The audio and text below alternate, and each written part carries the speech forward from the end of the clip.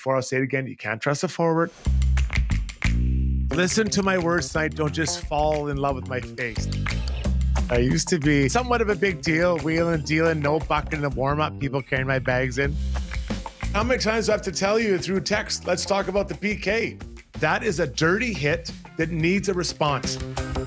I like a stiff, stout pillow. We'd rather dress nobody than dress you. The only thing I like better than easy points are free Slurpees.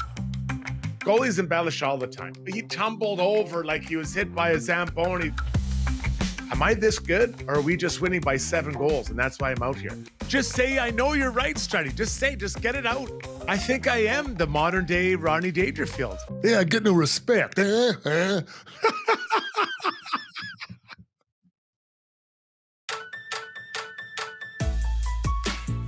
And now, Weiss Johnson presents Struddy's World. Here's your host, a man who knows that returning underwear takes a little bit of sweet talking, Jason Strudwick. How are you doing, everybody? Welcome to the show. I am Jason Strudwick, and thanks for joining us on this lunch hour. If you're listening later, thanks for taking the time. We really appreciate it. Oilers flew home last night. They had a limited availability practice space. That means an optional in English. We've got a great show planned for you today. We've got myself, Zubie with us. Ryan Rishaug will join us momentarily. He's going to take a break from his daily workout. And then we'll have some look at the rest of the world of sports, get off the fence, and of course, questions from you. But the show is brought to you by Weiss Johnson Heating and Air Conditioning. Their end-of-season AC sale is on now until the end of October. Get up to 20% off any in-stock air conditioners. Visit wjjingle.com for exclusive specials just for all you jingle lovers. Hit it. Weiss Johnson, whoa. Welcome in, Zubie. Here's Zubie. We had a podcast last night, and I revealed that I wear black Calvin Klein underwear, and there's been a lot of discussion around that today. My mom called me, my wife, some friends, like, why do you tell people that? I'm like, well, I think we should just know what's going on. We should understand what's up with that. Yeah, it created quite a stir on the show last night in the chat. The show officially went off of anything resembling sport or hockey talk for about 5 to 6 minutes. Last night, I told my wife, I said, oh, you got to see Struddy's World from tonight. It was really fun. And she interrupts me. She's like, don't tell me. I want to watch it tomorrow. So yeah, it was someone, I think Gord Parch in the chat called it an instant classic. I couldn't agree more. Came out pretty hot, but I just have to get those things off my chest. We have a lot more of those coming over the course here and got your back. But today it's Struddy's World. And the Oilers aren't an off day. As I mentioned to start the show, they have an optional practice today. Then they have the Montreal Canadiens Thursday. They'll have Friday night, I believe it's Seattle on the road. Montreal's at home. Then, or is it, Kraken, then the Canucks on the road again. And then back next week, they have Mammoth and Rangers. So they have 5 games, and there can be quite a bit of success had in these 5 games. But we're going to kind of talk about how they have to get into that type of winning mentality, and the way they can do that. I believe they have to get to the middle of the ice more. And we'll get into that with Shaugger. But Zubie, as a goaltender and as a defender, I loved it when guys would stay on the perimeter, whether it was shooting from the perimeter for goaltenders and or not driving the middle of the ice as a defender for me, and then ultimately a shot on you, the goalie. But the change in mentality that it takes for that, there has to be something you have to talk about. You have to be decisive in your planning, your preparation as a team. Say we're going to get to the middle of the ice, and I don't think the Oilers are enough as we watch these games. Goalies don't like it. Bodies moving in different directions. You saw how difficult it was it wasn't a net drive with the puck, but you saw how difficult it was for Stu Skinner to see that one goal last night with literally 2 Senators like their butts together like this right in front of his face. Yeah, it's the movement is distracting, the clutter. It's certainly a goalie would much rather have a shot from the perimeter that he can see, not even a question. And that's a great example that you used yesterday. I think that goal, there's a lot of traffic in front, and the Oilers need to get that. And that's not a skill. That is a decision to go to the net. That's a decision to carry the puck to the middle of the net or to the middle of the ice and then shoot from the middle of the ice. And I don't think they're doing any of those at all. Not enough. So let's bring in our resident expert, Oiler expert here as we go up to speed, brought to you by McDonald's. McDonald's Canada is celebrating the return of hockey season with Fan Day deals. Every Tuesday, Thursday, and Sunday, score a Big Mac, McChicken, or Filet-O-Fish Fan Day deal for just $4.49 plus tax only through the McDonald's app. Download the McDonald's app to score great deals and earn My McDonald's rewards towards free McDonald's. There he is right there. Ryan Rishaug. Shaugger, good to see you today, buddy. Yeah. Got a text from your buddy Harm. Here it Harm is. and Body, who is a sponsor for Struddy's World on Got Your Back. He was the one that sponsored the segment last night where you came in hot talking about your underwear. And I sent him a text today, kind of, like, hey, man, and that was a bit of a tough one last night or whatever. He's like, no. He goes, what did he say? I've seen Struds in the locker room in the black undies. Definitely his color. So a compliment from the sponsor as well, Struds. Here I was thinking that there was going to be some sort of angst. Nope. He's seen you in them and he approved. So sometimes we're a little too much information on the show. That was certainly the case last night, but if the sponsors like it, we do it. 100%. And Harm now understands why I wear a certain size and not another, right? A little tighter is better as I go through it. Now, before we get into your and I'm going to be all over here about getting to middle of the ice. Before we get there, we have a special gift from McDonald's they want to give out. So it's a trivia question we have for a $50 gift card from McDonald's. Now, to be clear, you have to be in Canada to get this. The first person to direct message our GOIB Twitter account with the correct answer will win. So again, you must be in Canada to enter. $50 gift certificate. All you have to do is send a DM to our Twitter handle and we'll get back to you. So $50 on the line. And here's the question. So obviously last night we spoke about my underwear and how I like to use it. So the question's this, 3-part question. You just have to answer all 3. What brand, what size, and what color do I only wear all the time to make myself look #too sexy? So again, DM our Twitter account at GYB. What brand, size, and color do I wear? And the first person to answer that gets a $50 GC Shaugger. Pretty good deal. I think when Gerp and the crew over at McDonald's came up with this idea, this is probably not how they envisioned us promoting their restaurants. Gerp gets it. On a limb. He gets it. I was like, how about a trivia question? They were like, great. And this is what we do. So, yep, send us your answer and we'll be monitoring the GYB feed. And $50 to McDonald's. You got to love that. Oh, I love it. Absolutely love it. So just a couple minutes before I talked about the Oilers' lack of getting to middle of the ice. Now, if you look at the 3 goals last night, all 3 were scored from middle of the ice, but Shaugger, not one person drove the puck to that area. All 3 were the recipients of passes, right? So you have Nuge coming around behind the net, passes to an open Connor McDavid, found quiet ice, great goal. Second one, bit of a broken play, but Draisaitl drives the puck down and finds open ice for Howard, who creates some open ice goal. Then the winner, obviously off the faceoff, Savoy wins it, tap back by Ekholm. He's ready to shoot. He being Wallman, and absolutely Wally whirls that thing right through the net. So all 3 great. They're getting goals from middle of the ice, but they're not carrying the puck there enough. They're not driving what I call the post or driving the back post. If you're coming off the wall, driving the back post is where you take it, try to get around the D, and you skate right in front of the crease and try to hit that back post with a shot or a puck, but it creates chaos in front. And my point is, we haven't seen a lot of, or any chaos in front off of driven pucks. And there are guys on this team that can do it. We'll get into them next. But do you see a way, or do you see a path that they haven't done, or they haven't been doing this in their first handful of games here so far this year? Yeah. I think you're making a great point, Struds. And I think we can kind of think about the season so far. Usually plays like that result in a whistle and then a little bit of ruckus and some scrumming it up in front of the net. And an Oiler getting, horse collar dragged out of the crease and, right? How many times have we seen that this year? Like, have we seen that at all where it's a muck in front of the opposition's net because the Oilers took it hard to the hole and created that situation? I think about Matt Savoy, a couple opportunities where he was right in the crease last night, but that's more a guy driving the net without the puck and then a pass coming his way, as opposed to, I think what you're talking about is just heading to the net with intention with that puck on their stick. So, yeah, the Oilers, they like to pass it around. They like to pass it around the outsides and then see if they can find someone in the middle instead of just making the decision, I'm going to take this thing there.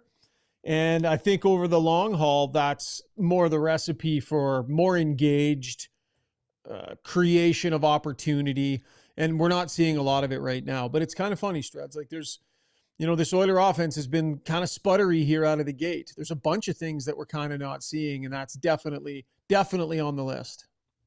So, what I'm talking about here isn't it's not ground shaking. This is what coaches will talk Right. about all the time, but it's the desire to do it. So I highlighted 6 players. Now, one of them's injured, so I don't want to get too excited about it, but I got Trent Frederick, Podkolzin.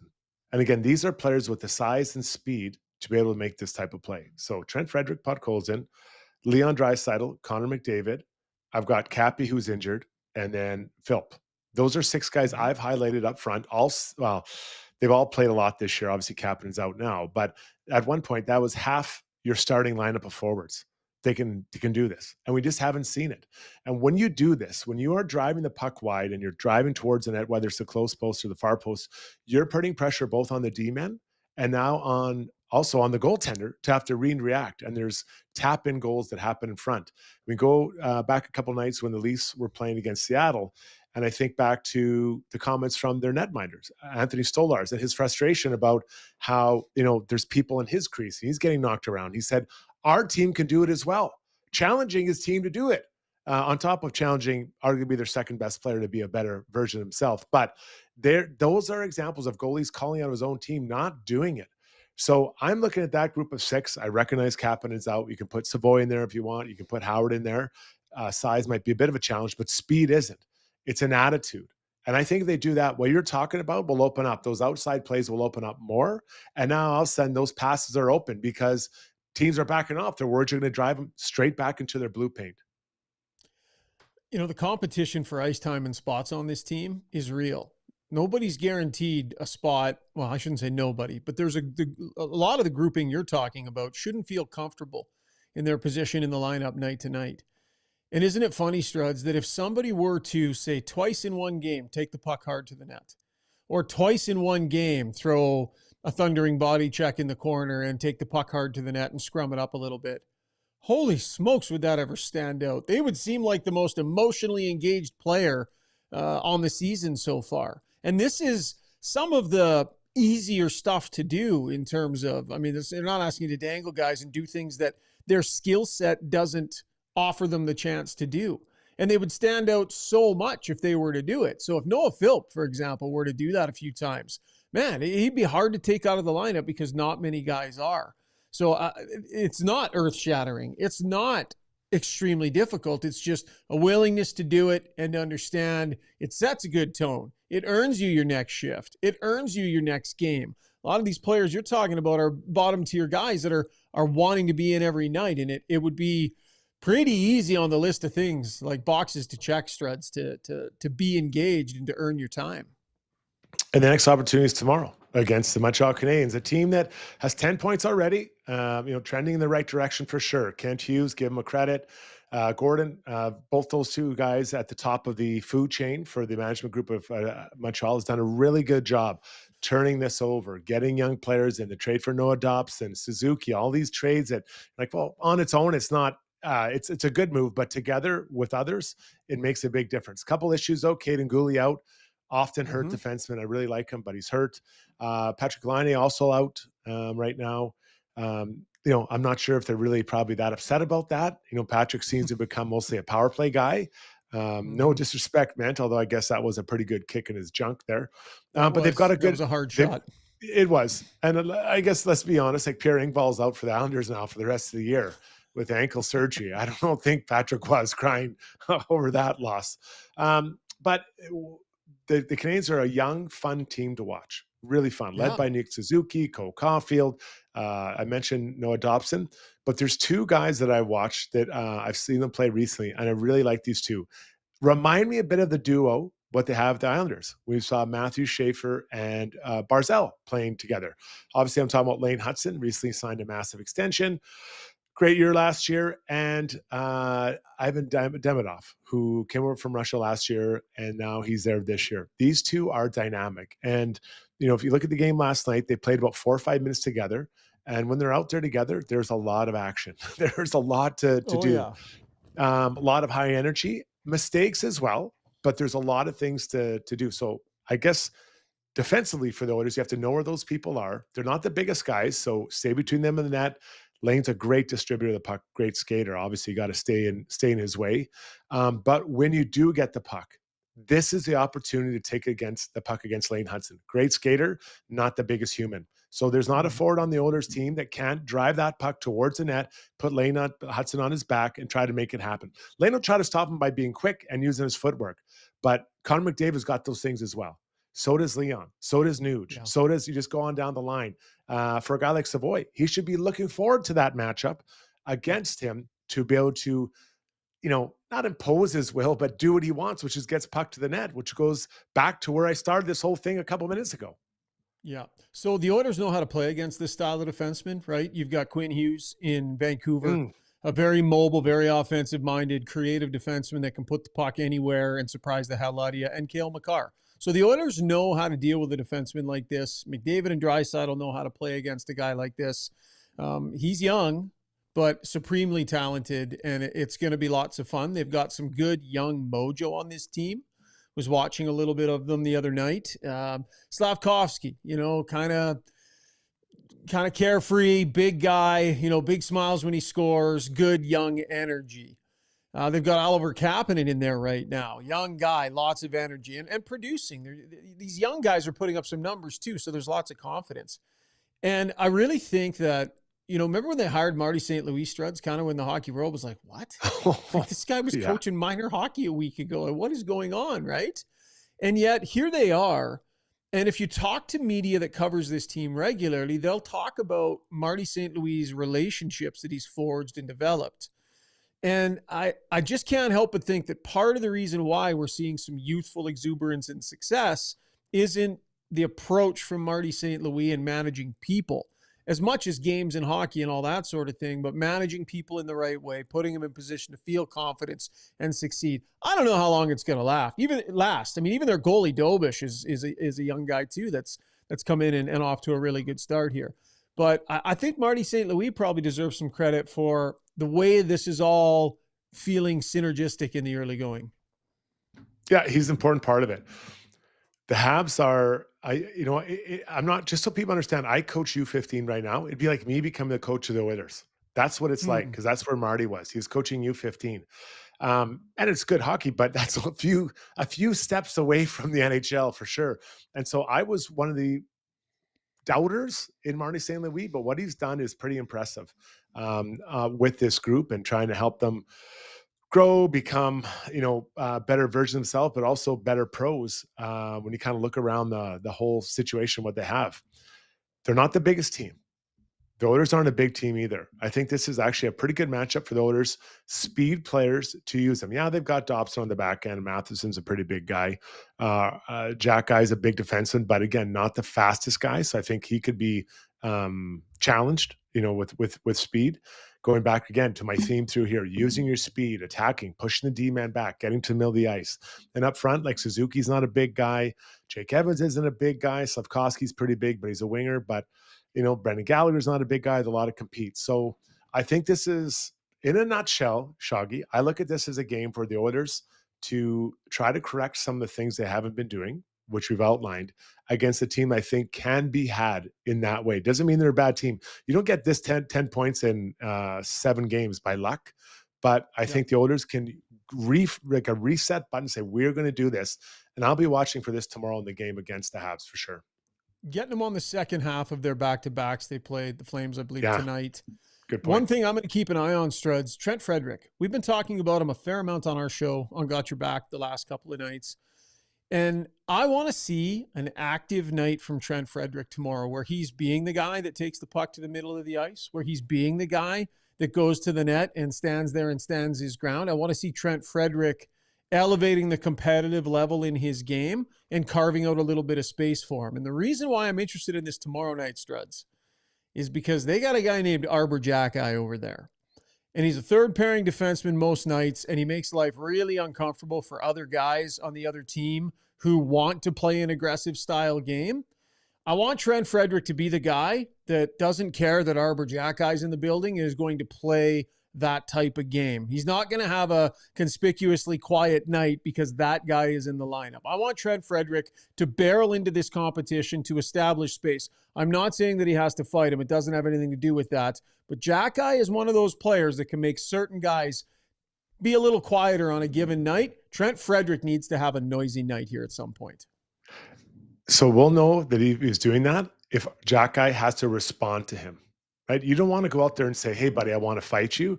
You want to play in a certain way that he has to come after you. And Jack Guy he never doesn't look off a fight. Like he'll be if Trent is heavy and he drives the puck hard to the net and does all those types of things, Jack Guy will have to respond. If there's no response, I think we have our answer about how Frederick, how engaged, I don't really want to use that word, but how effective he was in doing the things we've outlined here this morning. So tough assignment for sure, but one that can be done. And Arbor Jack Guy isn't Donald Brashear or George the Rock, right? Like you can sleep at night, and he's a tough guy, but you shouldn't be losing sleep over that.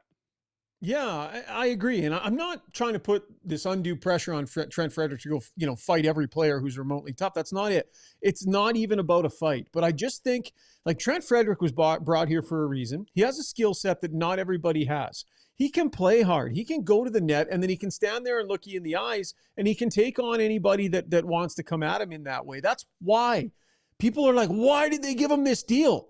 I've talked to the people involved. They feel he's a unique player with a skill set that's going to be increasingly more difficult to find. That's why they invested in him in this way. In the early going here, we haven't seen that piece of his game. It's not about fights, but we haven't seen that piece of his game. And I think this group by nature is a pretty subtle, chill group. They need their disturbers to be disturbing a little bit, because if they don't, it's way too docile a group for my liking. And Frederick is here for that reason. Shaugger, thanks, buddy. Let's leave it right there and get you back to your stretching routine over lunchtime. I love it. All right. Sounds good, buddy. That elliptical is calling my name. We'll see ya. Oh, geez, don't say it. It was so much positive energy. Good night or goodbye, Ryan Rishaug. Back with Zubie. Zubie, you heard all of our thoughts. Anything you want to chime in off of just kind of our points we made about what they need to do and what they should be able to do against a smaller Habs team? I guess my question would be, how important is it for guys that even without the puck to drive to the net, and what can that create? So when again, I can only go off when I'm defending, and there's let's say it's a 3-on-2 or 3-on-3, and no one's really attacking the net. It's easy. I just keep everything in front of me. But when, let's say the puck's to my left, it's a right winger driving down, and now the guy in the middle starts driving hard and pushes me back and or drives right past me to the net, I've got to choose, right? Do I respect the guy driving the net and try to make sure he doesn't get a backdoor tap in, leave a shot to the netminder, or do I cheat or try to go and challenge that guy with the puck and leave that guy open? So you want D-men to have to make choices. And the Oilers, I don't think, are enough off the rush and or off coming off the wall in the zone. And I didn't really talk about this, but they get the puck in the offensive zone corners. And what they do, they don't even look to attack the middle of the ice. They throw it to the blue line, to the D. And I get it. That's a safe play. But I'd rather, have a guy walk out of the corner and get a shot from below the hash marks rather than a shot from outside the dots on the blue line. So you've got to mix it up a little bit. Otherwise, you become predictable, and defenses become very comfortable in those situations. Do you think some of that is just coming from the sort of the bigger picture mentality now of that possession is everything? So driving to the net is more likely to end in a loss of possession than putting it back, like you said, that safe play to the point. Yeah, and I think there is part of that, but look for opportunities. And I'm not saying you attack the middle of the ice when there's someone on you directly between you and the net, but if you get a half step on a guy in the corner, let's take it to the net. And then my cue as the other forwards on that line, or either the weak side D-man, I can jump down back door. Now that can be a pass, that can be a shot, but attacking middle of the ice is so important. And they just aren't. They aren't doing enough, they being the Oilers. So let's see what happens tomorrow night when they play against the Habs, a team that I think you can get to middle of the ice on if you do the things that they possibly can, because they're not the biggest group of players out there. Yeah. Okay, Zoobs. I think thanks for a lot of people chiming in. I think we have looks like we are probably going to find a winner here pretty soon for the answer. But thank you to McDonald's and The $50 gift certificate. I love going over there and getting my Big Mac and a milkshake. That's kind of my thing. I love that. For lunch, that's a lunch treat for me. Let's take a pause here, Zubie. When we come back, we'll take a look at playing the field, see what else is going around the world. And Zubie found some real beauties today. We'll be right back with that next here on the show. Warranties are useless if the company that sold it to you is nowhere to be found. With 20 years experience in Alberta, DLR takes pride in backing its products with honesty and integrity for the long haul. Because summers are for parties and toasts, not chasing warranty ghosts. Go vinyl at dlrvinylproducts.ca. Dennis here from Weiss Johnson. Are you looking to get into the trades or have a kid graduating high school wondering what to do? Weiss Johnson is looking for career-minded people to work for us. Opportunities truly are endless. Become a service technician, gas fitter, refrigeration technician, install residential or commercial heating and plumbing systems, fireplace installations or service, duct cleaning. We are the company where you can learn all aspects of the trade and pick which career path to take. We have an awesome benefits package and offer school reimbursement too. Visit wjcareers.com today.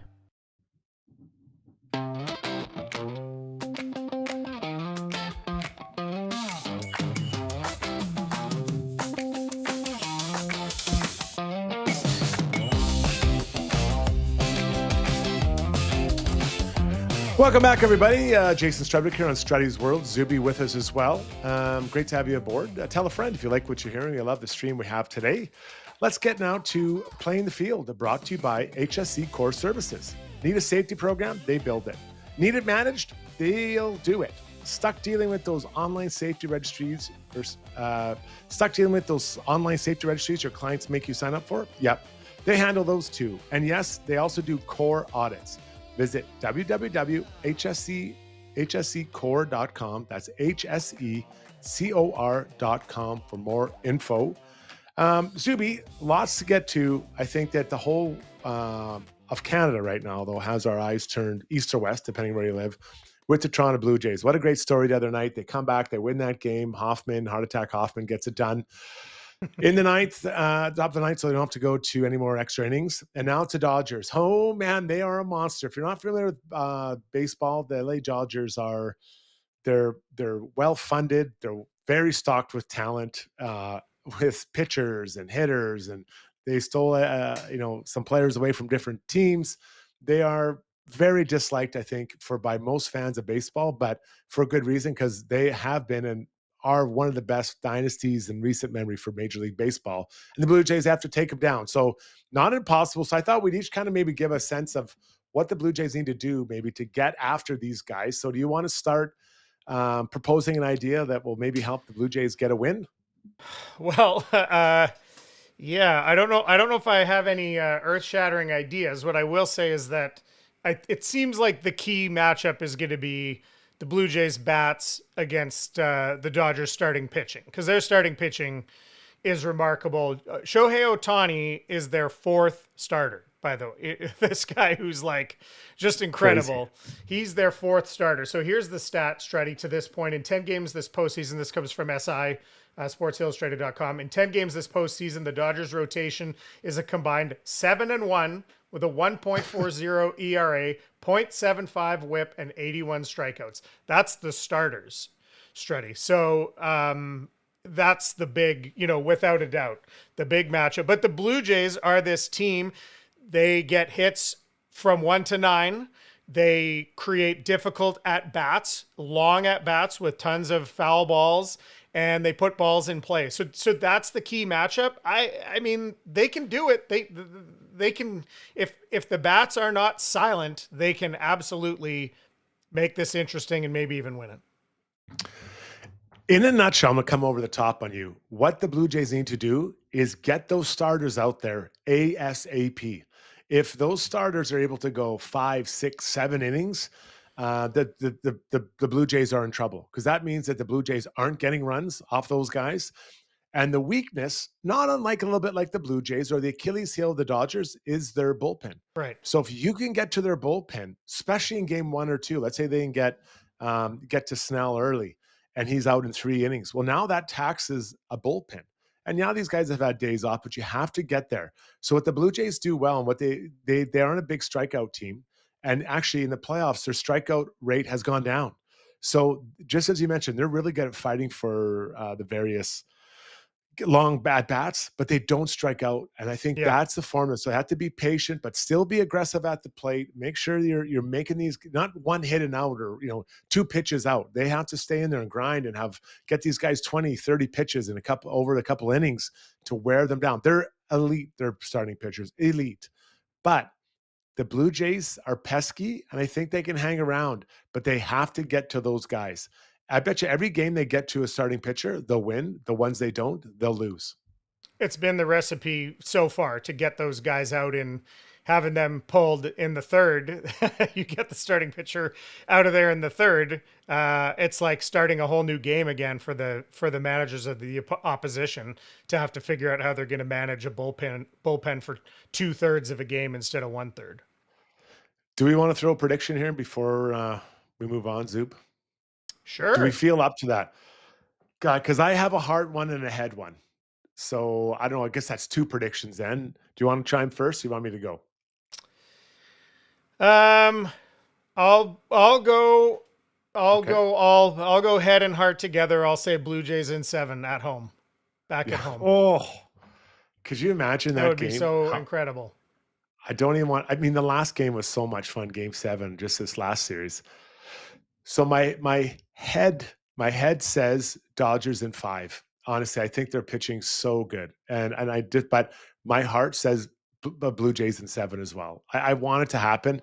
I love the individuals, and I love the group. They're just so much fun to watch. So let's hope they get it done. But no matter what happens, I think we agree they've had an incredible run and taken this country on a great run, and we'll be proud of them. But a win would be so nice. And they got to get one, and they won't be able to go down 0-2 at home like they did to the Mariners and expect to be back. So they got to get one in Toronto of these first 2. Yeah, if they don't win a game in Toronto, they can basically book their flights home from LA because they're not coming back. Oklahoma City championship last year in NBA baseball, or in basketball, NBA basketball, and showed their rings off what they have gotten, and you can see here, pretty amazing these rings. They're not small, Zubie. They're absolutely massive, loaded, stocked with diamonds, and oftentimes these have different levels, right? For whether it's A, B, C, D, depending where you are in the organization, they love everyone to get one. But these things are getting massive. So these come with a twist that I haven't seen before, Zubie. A literal twist that you're going to see here in a moment in the video that we're playing, if you're watching on YouTube, that these rings contain a smaller, more wearable ring within the ring. You'll see here in a second here as we get a good look at Shea's ring here. This comes off. There's this very cool. That's very cool. And then look at this. This is the wearable ring that comes out of it within the ring. And apparently the players are excited about this. Maybe it came from some player input because, of course, these rings, very sort of ornamental, are not very practical to be wearing all the time. So that's very cool. I love it. Yeah, those are unreal. Now, I've seen a lot of the Oilers that won in the 80s. I've seen their Stanley Cup rings, and they're quite small, right? And that was kind of what they did back then. I even got a couple from the Western Hockey League when I won mine. And they're pretty small. They're pretty cool. They're nice.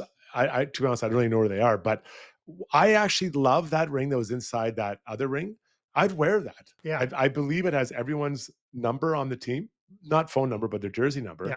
And that's something I'm like, man, that is really nice. I'd wear that around. I'd wear that. The big one, I wouldn't wear it. I'd display it. Obviously, I'd probably maybe get a replica made. I'm guessing those things are pretty expensive. Put it somewhere in a house so I can show, maybe beside the championship trophy or whatever. But that little one, I really like that. I don't wear any jewelry. I guess I wear a chain, but I would wear that ring around. And I'm not a ring guy. I've never worn a ring. I don't even wear my wedding ring. Yeah. So very, very cool and a neat idea. I bet you more teams will head that direction, Zoobs.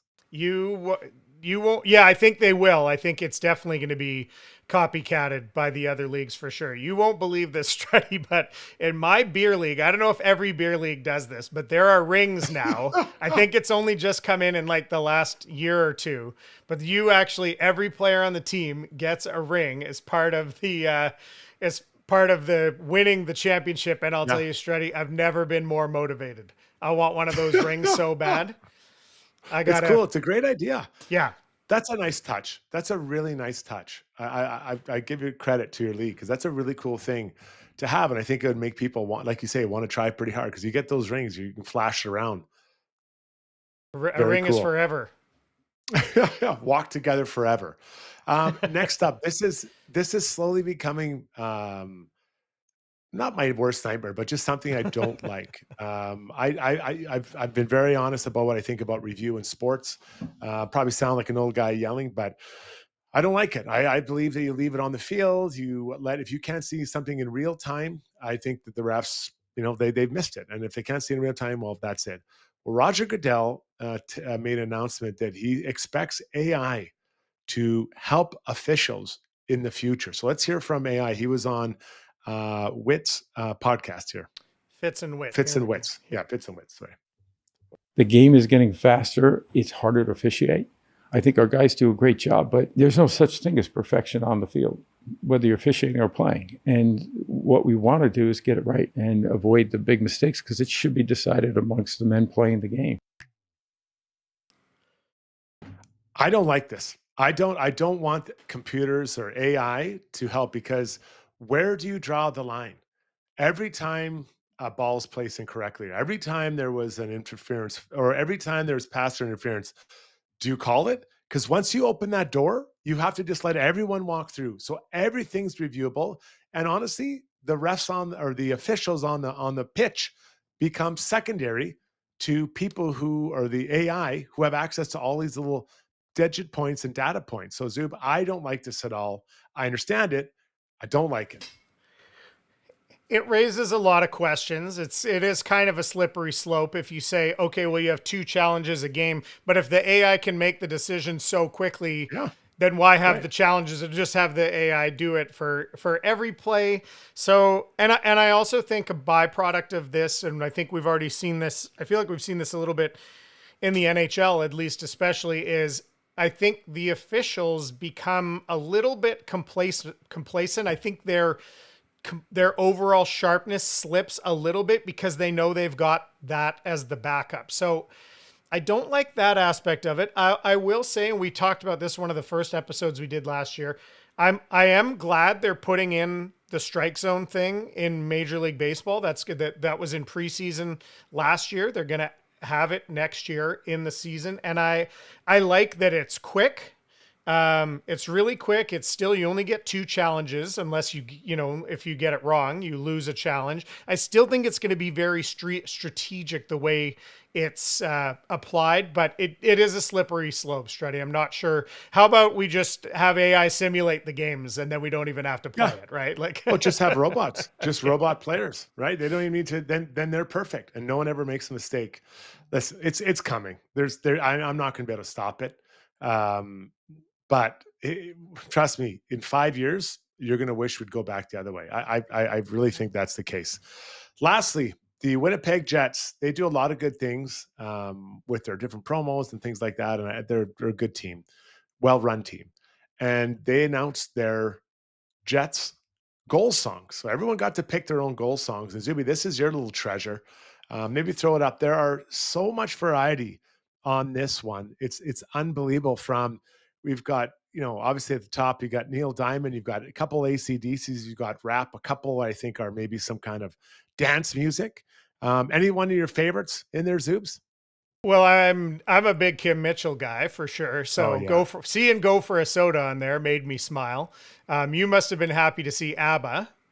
Oh yeah, he's my new Nyquist is my new favorite Winnipeg Jet, and I've got a few Jet players that I really like. The thing about Kim Mitchell, Go for a Soda, I think he should have gone with Patio Lanterns. Yeah. I honestly, I get it. Like I follow, I give him a lot of respect for but just, I don't know. I prefer Patio Lanterns, the other ones. Patio Lanterns was our win song for my hockey team, the Growlers, out in Vancouver. That was our post-game win song. I'll tell you, there's one other there's lots. I mean, this is a fabulous list. If you're just listening, jump over to YouTube or find it on X, on Twitter, the Jets goal song list. It's really diverse. I love it. There's very few in there I'm not like excited about. There's one little hidden gem here, Struddy, and that's number 70, Tanner Pearson, Huntrix Golden. Now, you have kids. Do you know what that is? I don't know what that is. Okay, so that's from this current. Now, my kids are 6 and 8. This is my 8-year-old daughter. Right into this. That's a something on Netflix called K-pop Demon Hunters. And it's musical, and the songs are actually pretty cool. But there's no doubt. I have a feeling I know the age of Tanner Pearson's kids based on that choice. So good for him. I love it. Well, it's pretty cool. If you didn't see it, check out our YouTube page. You can see it there. Give us a like while you're over there. Okay, let's pause here. When we come back, we're going to get you off the fence. What do we feel? How do we think about Major League Baseball's massive celebrations after they win a series? We'll get to that next here on the show. Stay with us.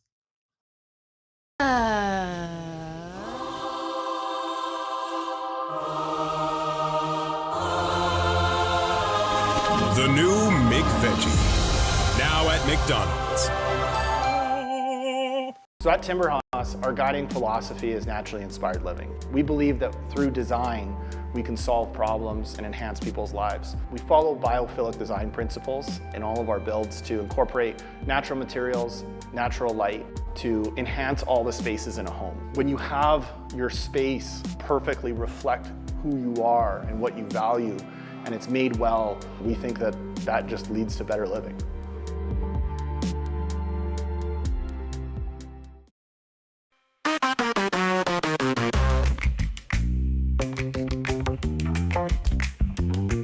Time now to get off the fence, brought to you by DLR Vinyl Products. If you want a deck that lasts, you need to check out Vecca Deck and Wolf Serenity. Exclusive boards with a pure PVC core, resistant to water, mold, and insects. With a natural wood grain finish protected by UV inhibitors, your deck stays looking new without the sanding and staining of wood. In stock now at both Edmonton and Calgary locations. Visit www.dlrvinylproducts.ca.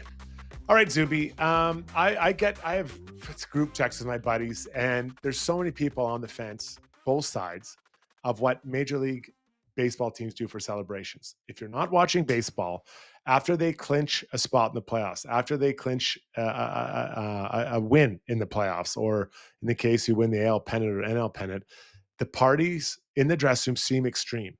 The guys have got preloaded already, the ski goggles, there's beer everywhere, there's champagne. And the Jays in this last one, and I didn't see it before, there was a disco ball in the room they were doing it. There were strobe lights, music going off, and they're all dancing. It looks like they were at a rave. Not that I've been to a lot of raves. It was over the top. Now, some of my buddies like, oh, man, these guys haven't won anything. Well, I actually would disagree. I think you have spring training.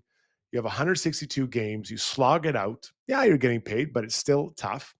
And when you get to where they're at, as far as winning, I think you should celebrate those moments. There are players that will play 10 years in the majors, never once taste the playoffs. They'll play 1,500 games, never once get to the playoffs. So I think you get there, it's something to celebrate. You get to another step, it's another thing to celebrate. It's not like the series, it was Sunday night. It's not like they're starting Tuesday. They can have a few, night out, a beer or 1,000. They play Sunday. They don't play till Friday. They play at home. They'll be completely fine for that game. I endorse this. Celebrate your successes as a group. Otherwise, why bother doing it? I agree. I think it's a kind of a weird thing. I feel like it's actually hockey mentality that's like, we can't celebrate anything until we've won it all. We can't even touch the trophy. We don't even want to touch the trophy. I always laugh about that. That in hockey, they won't even touch the trophy. In baseball, for even clinching a playoff spot, they put the plastic up and have a full on. And they don't drink many of those beers. They're mostly just spray and Hazel May. But I do sort of have a theory about maybe where it came from in baseball, which is looking at the history of Major League Baseball playoffs up until 1968. There was 1968. That is not that long ago. There was just the World Series. The two teams that qualify, with the best records in each league played. That was the World Series. Up until 1993, only 4 teams made the playoffs. 4 teams in 1993. And in hockey at that time, it still would have been 16 out of 28, right? Or whatever. I mean, that's when they were starting to expand. So I think it was such a big accomplishment to make. That's, I'm sure, how it started. You had to win the division, first place in the division, or you had no shot at the World Series. So I have a feeling kind of that's how it started, because it was such a big accomplishment. And now with more teams making the postseason, it seems a little bit sillier, but I totally agree. Celebrate it. It's sport. It's a game. These guys, it's serious. It's important to a lot of people, but goodness, they're there to play and have fun. And have fun. Like you said, when the next game, when the next game isn't the next day, or even if you've got at least 2 days in there, I feel like you're good to go. Yeah, for sure. And I think that, these guys, it just doesn't happen very often. Just to give you a sense, I played 12 or 13 years in the NHL. The furthest I made was the second round and lost in the second round. And I mean, that was so much fun. I couldn't imagine going 4 rounds deep and then winning it. Or, even the Oilers case, they've won, think about the last 2 years, they've won 6 rounds total. And they've missed it by, they lost 1 game the first year, and then, they needed 2 more wins the next. It's so close. It's so close, but you're not there. So celebrate those wins, because it's just too much work to not celebrate. And people celebrate in different ways, but I think it's well earned and well deserved. A couple of comments here. Alex Kanye says, celebrate with a nice cake. He feels like it's over the top. Queen Bee Amy says, I agree. They've waited a long time. JL says, since they have to play 2 times the amount of games as other leagues, let them do it. So yeah, people on both sides of this discussion, but yeah, I feel like these guys have, if that's what worries me is that and I'm surprised kind of that it hasn't happened yet, that one curmudgeon manager or one, old school aging vet leader player on one team goes, hey guys, we're not doing this. We're not doing it until we've won the World Series. And then if that team did win the World Series, that'd be the end of it. Then everybody and all the other teams would be like, that's right, we're not doing it until we've got the big trophy. So I hope that doesn't happen. It's been going for a long time in MLB. Well, what's funny is I think the Blue Jays manager Schneider, I think he likes it more than the boys. Like he has his little pep talk. I don't know if you saw the one that he was swearing in there. Yes. And I love it. I just want to play for him. I don't even play baseball. I'm like, I'll come and I'll just move balls around and catch them from pop flies or whatever. Like, you just want to be around him. So great energy. Let's hope for the best of the Jays so we can see one more disco ball celebration this year. Yeah. Last note on that. Yeah. I don't know if you noticed, because our kids were down here watching when that game ended, the game 7 ended, and were celebrating with us, and my parents were here. And then as they're switching to the post game, Sportsnet did a disclaimer that said the following portion of the program might include coarse language. I thought that was them getting ready for Schneider's in-room pep talk. I love it. I love it. It's so good. So good. All right, that was Get Off the Fence, brought to you by DLR Vinyl Products. Let's switch now to time for Ask Struddy, brought to you by our good friends Timber House Developments, the leader in custom and infill development with the knowledge and experience to bring your dream to life. If you're tired of cookie cutter, copy and paste designs with no soul, see the team at Timber House and discover how naturally inspired living can make your life better. Take all the guesswork out of your infill project and work with experienced leaders. Visit timberhouse.ca. And I swear, everywhere I walk my dog, I see a project they're doing. And I always stop and take a look, and man, that does look cool. I wonder why they did this, or wonder why, there's a lot of thought that goes into it. And my question is always I'm really interested, that's so smart, but why, who brought that on? So it's really interesting. You see them around neighborhoods all around Edmonton. Yeah. So what do the people want to know, Zoobs? Okay, we're going to go all over the map here. Queen Bee Amy says, do you think Chris Knobloch will put Wallman on the power play at some time? I mean, I don't think he'd take Bouchard off, but is there an Oiler first unit power play unit that sees 2 defensemen on it, Struddy? Yeah, I'd have a hard time seeing Bush come out just because the way he moves the puck. So if he's coming out, sorry, if Wallman's going in, that means no McDavid, or that means McDavid Stain, Leon Stain, and then you probably take out Tomashek, and Nuge is out there as well. Or maybe, I guess maybe we could take Nuge out. So the problem is that you lose someone who has a role on it, right? Nuge just seems to be the guy that they funnel the pucks to when they're in trouble, and he gets it back to them. That's his job. And then Tomashek or Hyman is a net front guy. So who comes out and then who fills that role? It's not going to be Leon or Connor. So it had to be Nuge or Hyman doing each other's job. So for that reason, I think it's unlikely we'll see that, guys. I understand the idea. Now, if you took Bouchard out and put Hyman or Wallman in, it completely changes the look of the power play, because now it's a lefty versus a righty, and everything kind of changes as far as where the one-time shot's coming from Bouchard. So I think it's unlikely we'll see any changes, because the way it's set up right now, and it works pretty well with the righty there. Someone, just on continuing on that topic, I don't have the exact wording or who it was from last night, but someone asked an interesting, it was Canadian, asked last night. We didn't get to this question. He said, have you noticed that Bouchard's one-timer seems to be better when the pass is like a north-south pass back to him rather than a lateral pass? Have you noticed that, and do you think there's anything to that, Struddy?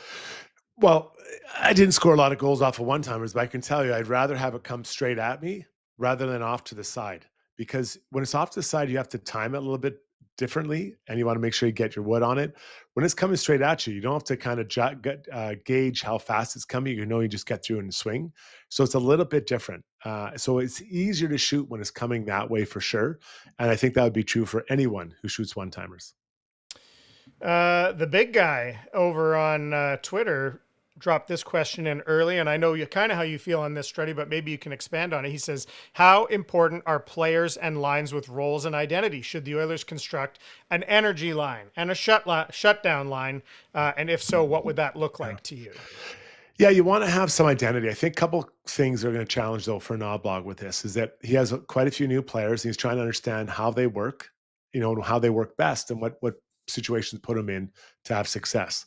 The second challenge is that the big guys aren't going right now, so you're constantly looking for ways to get them going, and so you're filtering players through their lines.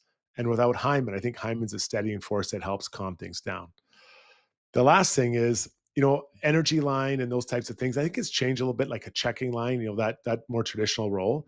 I think what you can do is you want to have some talent on every line. So how do you build a line that, and we saw a little bit last night, was it Phil, Frederick, and Savoy? Can't remember the line. I think that might have been a line we saw for a while. I like that because I had a little bit of everything. And Philip can still make plays. Savoy can, and Trent can help out as well. But you want to kind of have a mix, but it doesn't mean the parts fit together just because you say, well, you have a little bit of everything. Sometimes maybe it's better to have more of one thing than the other. Like I didn't really like it, Mangiapane, Savoy, and Nuge. They're too similar. All three are quite similar. I think a little bit of variety is good. A little bit of size makes a difference. So it's a long way of answering a question that I think we still have a little bit of time to figure it out. Once Hyman comes back, I think we'll see things slot properly or more what properly should be, because that calms down, I think, that top line. And then after that, you can kind of figure things out and it pushes a little bit of talent further down the lineup and some out the bottom. It's like a good wrestling tag team. Like, do you want to have the Uso brothers, who are twins and literally, quite exactly the same, other than the fact that they can pull the twin magic and confuse the ref? Or do you want the Hart Foundation, where you got your technical guy, Brett, and you got your bruiser, the Anvil? How do you want your tag team? It's almost an exact parallel, Struddy, trust me. Okay. The Bushwhackers. Yeah, Alex Gagne. Yeah, the Bushwhackers, too similar. That's why they were never champions. Okay. Colin Williams wants to know, Struddy, would you ever go into pro-level coaching, even if it's just in team underwear protection and handling? Yeah. Yeah, it could. Yeah, I love coaching. I love to, I think that if I was doing it now, I'd probably be pretty far on my way down to being a decent pro coach. But I didn't want to be away from my kids, right? It's a big commitment. Like many jobs are. It's not just coaching hockey. And then when I'm, once in a few years, my kids are older and they're done playing, do I want to start being a coach at 55 years old? Probably a little bit late in the game to think I can get to where I want to. But I still think I'd like to help in minor hockey at some level. I really enjoy working with kids and helping them out. But I think the days of me having any aspirations to be a pro coach are probably over. Even when the kids are older and someone comes knocking on your door, oh, Struddy, we saw how well your team did in U15. Yeah. I honestly think it'd be unlikely. I just don't think it's a lot of work. Like it's, to do it properly at a pro level, you have to be all in your Right. time, the practice and a lot of junior teams, you're a coach and a GM. So now it's a ton of work, and I don't want to come off as being lazy, but I just think it's a bit of a younger man's game. And in a few years, I'll be 55, and I'm not sure that's what I want to take up at that time. That's not your idea of Freedom 55, starting a new... It's not. It is not. Yelling at 18-year-olds. It's not really in my game plan. One other comment here also from Colin Williams. He says, imagine if Puljujarvi had developed into a Slavkovsky. Going back to your guys' discussion about the Habs. Did development fail him? Did he have that in him, or that just wasn't not the same guy? Yeah, I mean, I hope the Oilers did a deep dive into what went wrong there, or at least I guess you can't specifically say this is what went wrong, but you can talk about it and kind of look at it. Coming over to North America, knowing you're coming here and not knowing the language, that was real challenge for Puljujarvi, and would be for anyone. You need to understand where you're coming. He knew he was going to be a high draft pick. He'd be coming here, so I actually failed the agent on that one. He may have suggested to Puljujarvi to learn, but it makes it much easier when you understand the language, because I played with guys that didn't speak, and it was hard. It was hard at that time, or any time if you can't. And I've been in dressing rooms where they spoke Hungarian the whole time. I was just sitting there, no idea what to do, but I get a sense, through my time being around professional hockey, understanding what they're trying to say and drawing out on the board. And then, a development plan. I guess it wasn't the right development plan. And then could they have adjusted on the fly or changed it up, or their promises made about games played? Like, I think all those things could be part of the reason why he never evolved to where he needed to be. And even coming over too early. I think he could have stayed in Finland for another year or two, learning the language, working on things the Oilers want him to. So I think it was mishandled by all parties involved, not assigning blame at one group or another. Okay, last, we'll just go to our friend Alex Kanye again here for one last comment. He's on the AI chat. He points out it works for tennis, and it certainly does work for tennis. It's fast, it's accurate, it's not used. I mean, again, if you can, I think, get across to the officials, we still need you to be as sharp as you can be, and then we only have to use it in these rare instances. Then it can find a way to integrate. When you talk about offside challenges, which is not AI, but the offside challenges, to me, putting the offside challenge in was for that like 1 in 1,000 one where the linesman missed it by a guy who was 2 feet over, coming back out or something on the tag up. Oh yeah, oops, yep, that guy was offside. Sorry about that. Not the skate blade or the skate lace being over or whatever. So it is the future. It is coming. It's just about finding the right way to integrate it.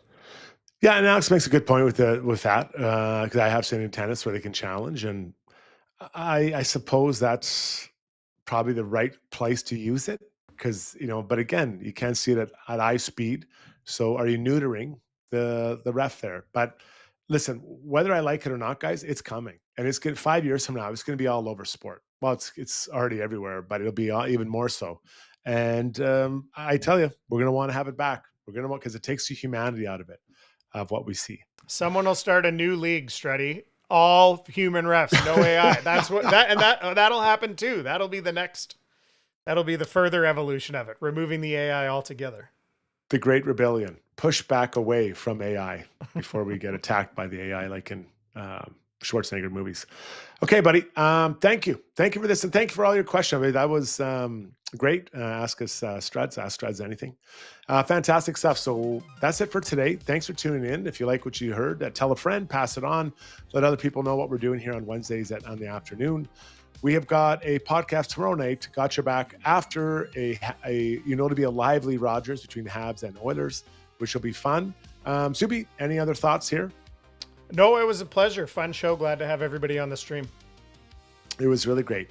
And we will have more weeks coming up with the gift certificate from Ronald McDonald. So keep it in and we'll get some more interesting questions for you. Maybe a little more sports related next week, but no promises. Zubie, any final thoughts before we cast off into the darkness? No, and that was our friend Jordan Lee today, quick on the keyboard, as he always is, quick with a GIF over on Twitter, quick on the keyboard today, and I call it a GIF. Nobody correct me on that. I'll die on that hill.